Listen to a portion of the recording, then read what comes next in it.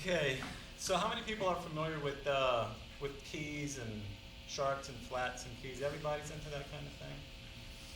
All right, this next song that I did, it's called Frank Can Get Drunk and Eat Beer. Does anybody know what that is?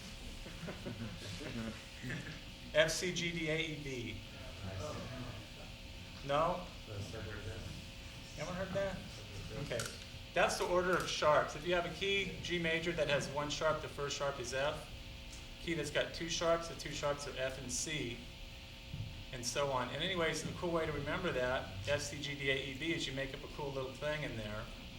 And I happen to make up a Frank Can Get Drunk and Eat Beer. And you can make up your own. And what happens in this song is it uses all the keys. The first one is going to be the key of G. And at this point, it goes to the key of D.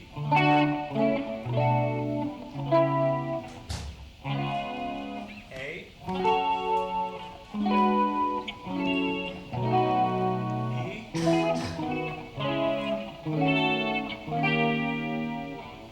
B. F sharp.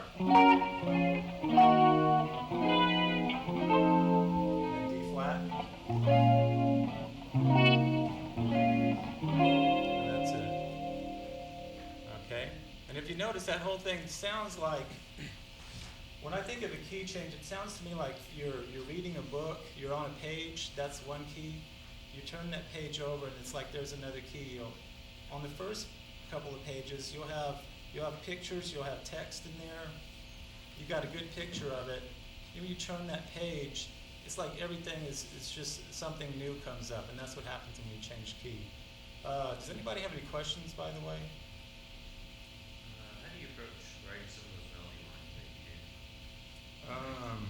Which ones?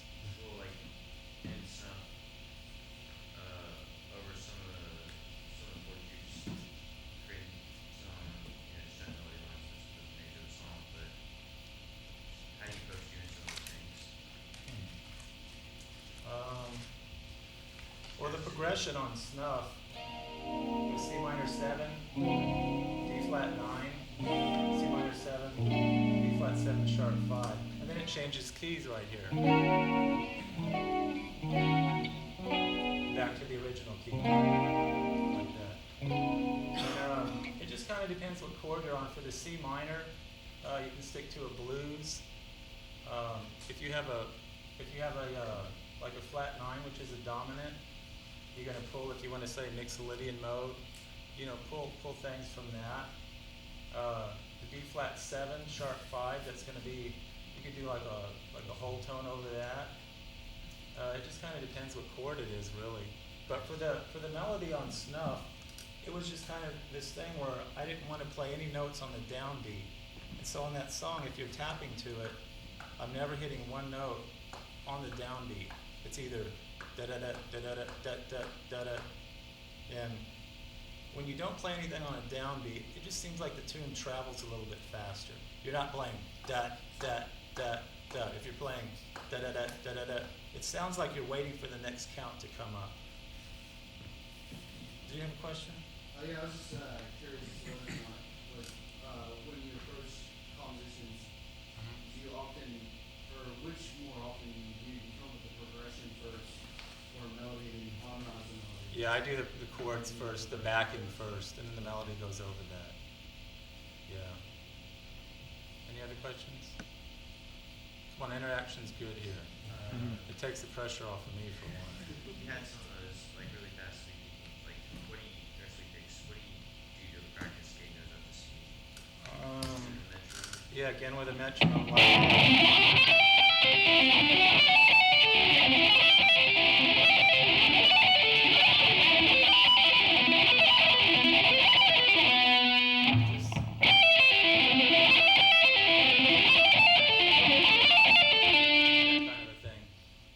Sweeps, to get them real accurate and clean, start off with something simple like that.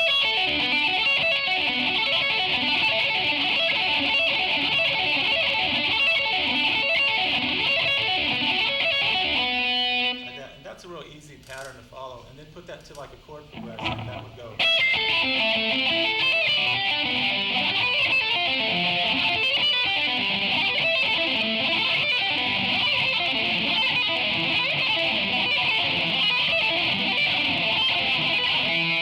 kind of stuff.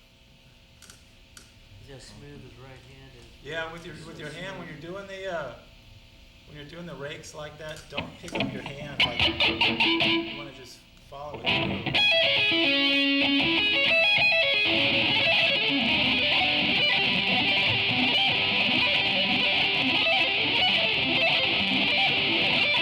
That kind of just keep it moving like that. Where you're picking right now, kind of on the other side of the bridge pickup, is that where you usually are, or is that just for sweeping? I don't know, I kind of changed, you're not supposed to, but I kind of changed my picking angle a little bit. The old guy from Testament, I probably don't know who that is, but Stolen? yeah, he used to do this it was like almost like a fan motion, you know. And if you watch somebody like Petrucci, his pick is almost the exact same way. If he's picking all downs, I mean, that's how you're supposed to do it. You know, try to keep it the same. Like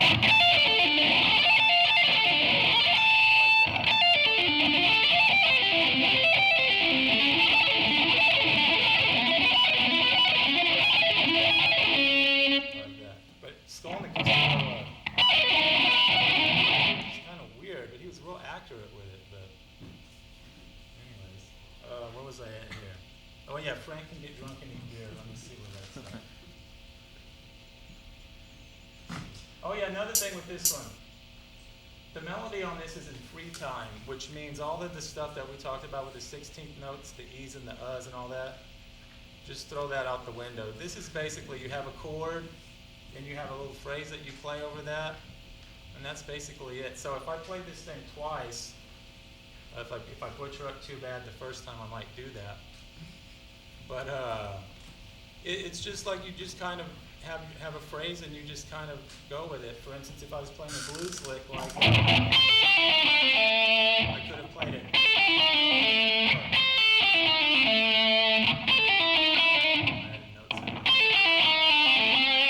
Either way, you just have to play those notes or that set of notes within a certain measure or so. Anyways, let me see if I can do this one. I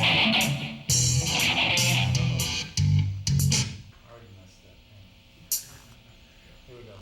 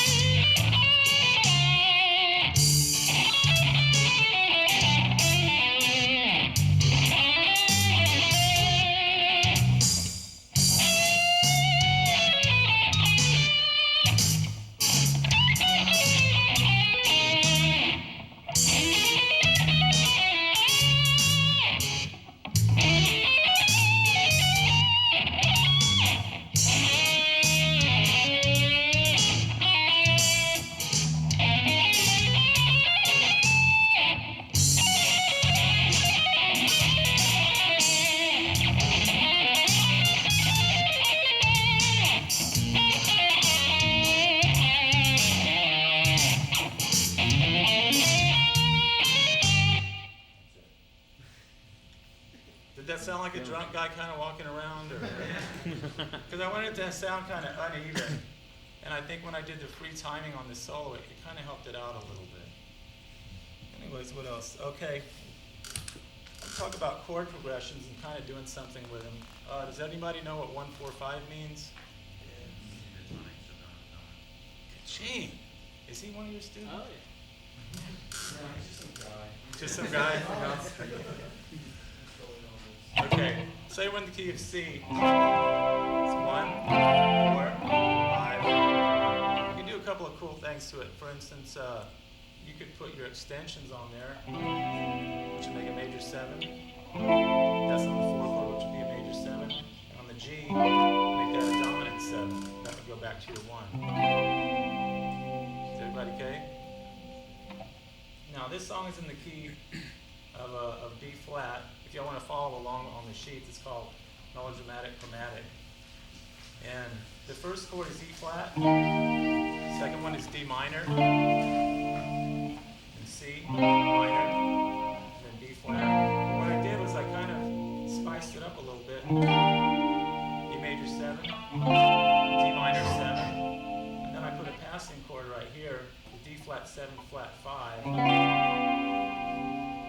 resolved to C minor, D7, B flat major 7. Okay?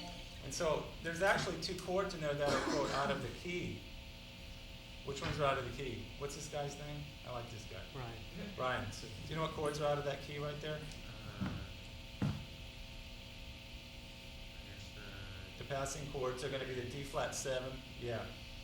And what's happening with this song is you have a really cool chromatic line descending. You got E flat, D, D flat, C, B, and then the B flat. So.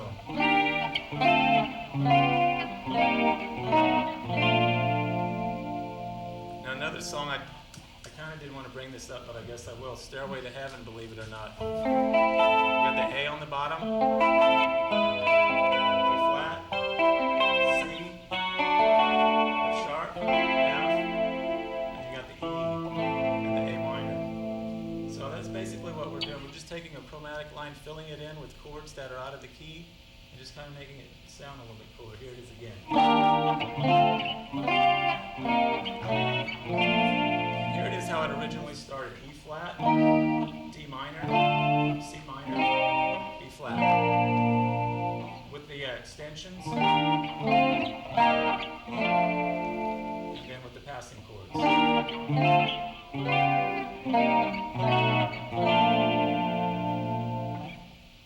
When choosing the actual chord, the extensions and like the chord shape, were you using like tritone substitution? Is he your student too? Yeah. Yeah, that's good. Yeah, because the chord that's resolving to the C minor, that's a tritone substitution of a G7, so that would have gone. And then also the B7 is a tritone of F7 to get to that. So yeah, kicking ass. Okay, and then line 3. It's just ascending, going B, C, C sharp, and D, and that goes like this. It's the B, C, C sharp, I messed that up. And then D, back up to the E flat. So here's the whole progression.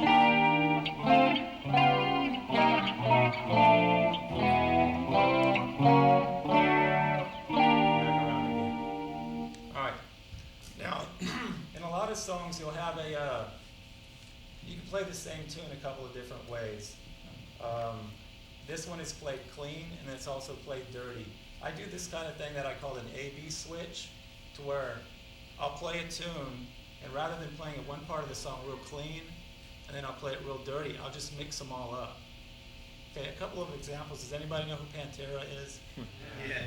Yeah, okay. There's a yeah,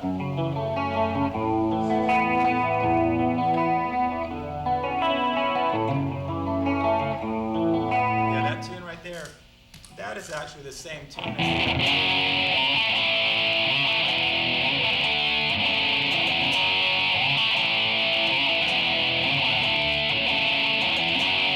So it's got F sharp, A, and D, and that's the same thing that's in the A, B,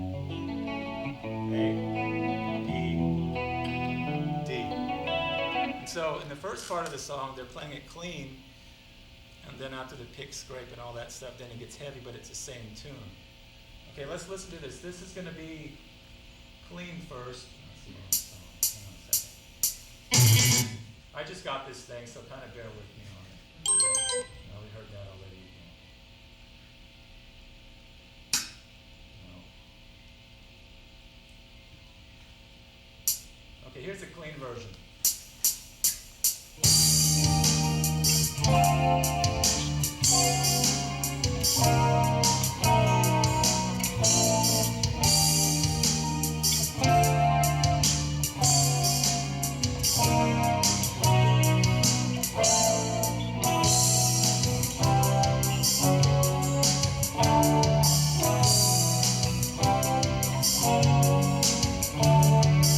Okay, now here's the same thing but heavy. And I'll play the chords over it.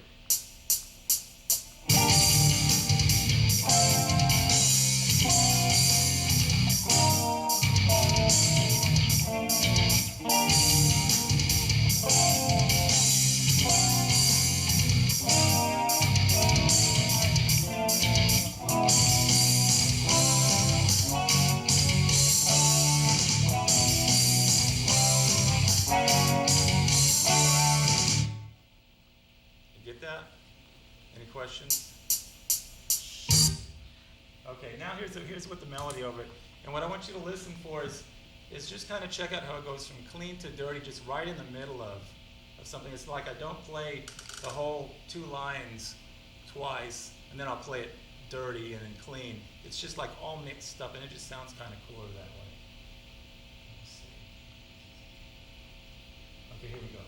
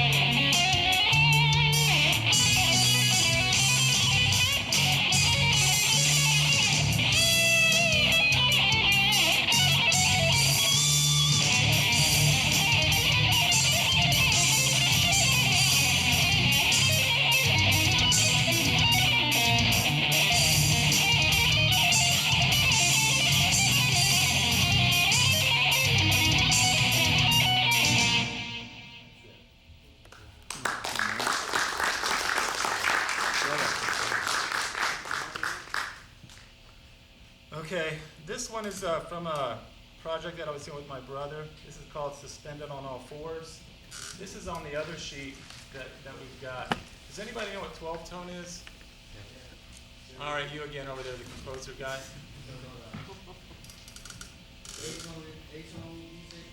Yeah, we're talking about Schoenberg and Berg. And help me out with these, John. Who else is 12 tone? Faber, yeah. Okay, the Tchaikovsky too? Oh, no. No. Okay, y'all know more about, there's proof right there that I don't follow the typical 12-tone row where you have retrograde, intrograde, and reverse and all that kind of good stuff. Those guys that write with that are just absolute loony birds, and I don't know. I don't know how they're so structured out to where they can do that, but I mean, you just got to admire those people just for doing that. But anyways, I take a little. You didn't like that, did you? Those guys are just crazy, aren't they crazy? They're genius.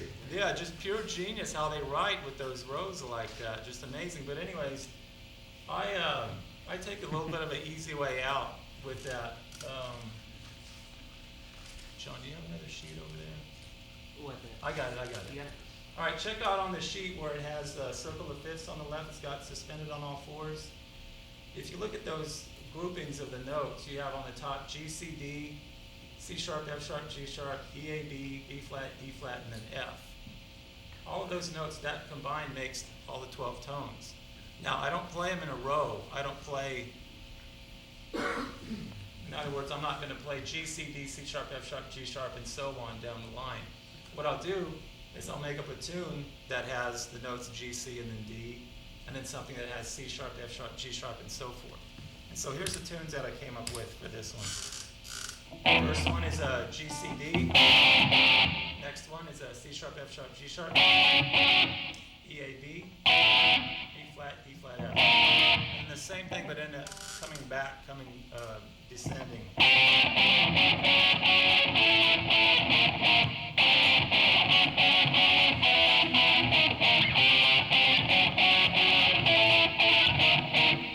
Okay, you understand what I'm doing on these? Okay. And then I made up another tune, again using the G suspended 4, C sharp suspended 4, E, A, B, and then B flat, E flat, F. Okay? All right, let's go ahead and listen to the tune.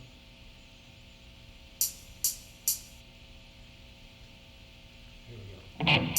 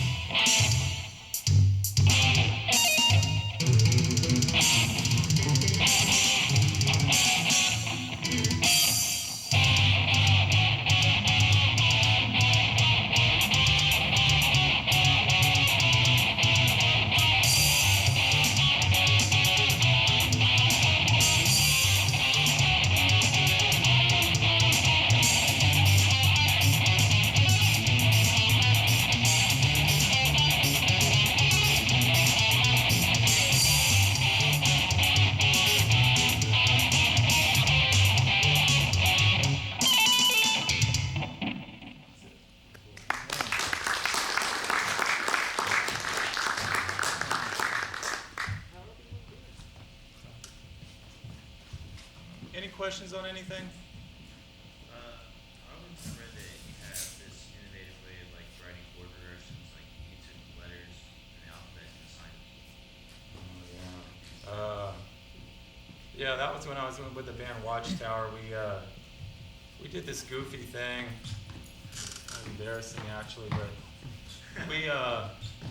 we assigned the notes of the alphabet to the guitar, and it went like that.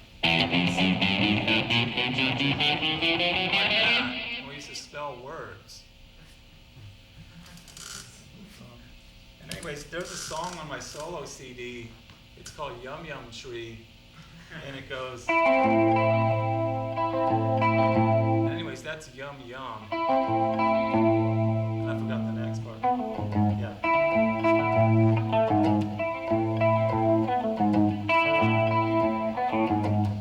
And what's kind of strange about that is the notes that Yum Yum spells out. You got an A, a C, and an E. Y'all know what that one is? A-C-E? Yes. Yeah, so it's A minor. And then the next chord is a B, A, and then a G sharp. And I just implied an A minor, E7 over that. So you got, that was working over that. But we would spell out, I don't know what, we spell out Watchtower. On my solo CD, I did another one called something back. I don't even remember. But yeah, I don't really mess with that anymore. But it was kind of creative, I guess. But anyways, let's get back to the 12 tones. I'm trying to see what I'm wanting to work on here. Yeah. Also, when using 12 tones, how I abuse them rather than use them how Schoenberg and Berg do. If you look at the chords under multi-masking, that's what I call a multiple 12-tone row. Okay? And what I do there is you've got 6 chords with 4 notes, and so that's a total of 24 notes. If you look at the groupings, you'll find the A and the G, A, B, C sharp group, and then you also find the A on the B flat major 7.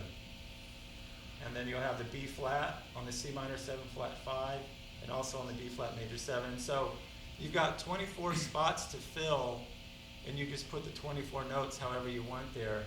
And it's not like you're putting one 12-tone row and then another one here.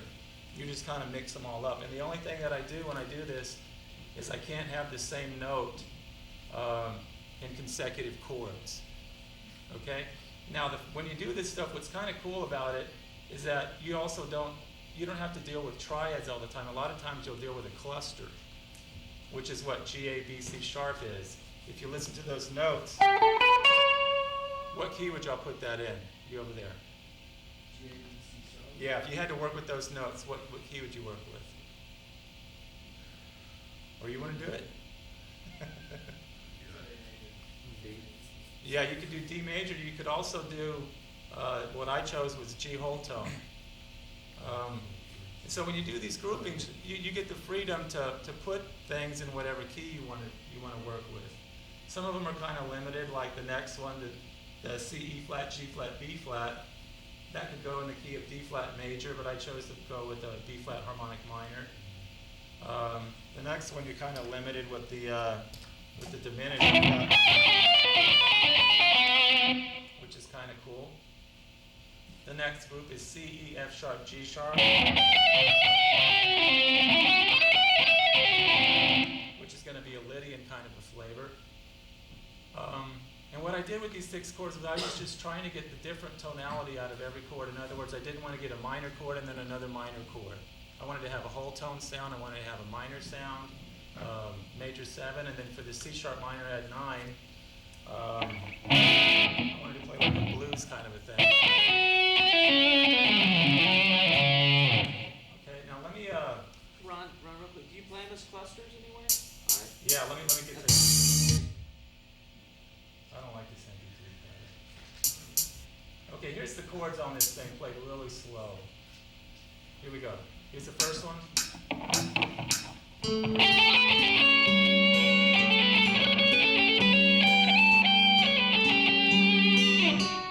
Okay, that was the first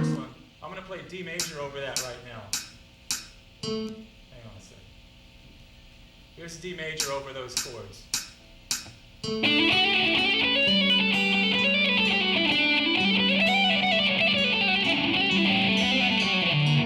That works, okay? Now here's whole tone over that same thing.